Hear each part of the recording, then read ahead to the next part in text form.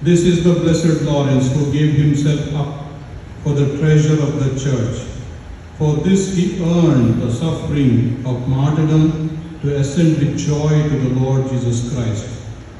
This magnificent entrance antiphon in the Roman Missal for the feast of St. Lawrence, Deacon and Martyr, which we celebrate on August 10th, succinctly encapsulates the life, death, and ministry of this esteemed saint, for whom a church was erected and a parish was founded in Bondel in the year 1923. Over time, particularly in the last 25 years, St. Lawrence Church Bondel has begun to draw in devotees and pilgrims in the manner of a shrine, serving as a milestone that guides the journey of the faithful devotees by fostering the experience of gathering and encounter and the building up of an ecclesial community. The diversity of visitors to this shrine, including Christians and people of other faiths, demonstrates a shared belief that the shrine is a testament to the presence of God among all people.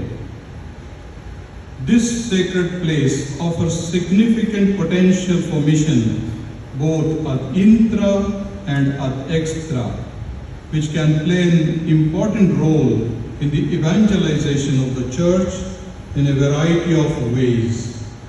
Considering that St. Lawrence Shrine has formed part of the topography of the faith and of the popular piety, not only of the Christian faithful, but also of others who converge on Bondel throughout the year to fulfill their promises and engage with the shrine's activities, and whereas the shrine serves as an effective place for the proclamation of the gospel, and within this sacred space, people are given an invitation to interior conversion, life of charity, and works of mercy, and are earnestly exhorted to follow Christ.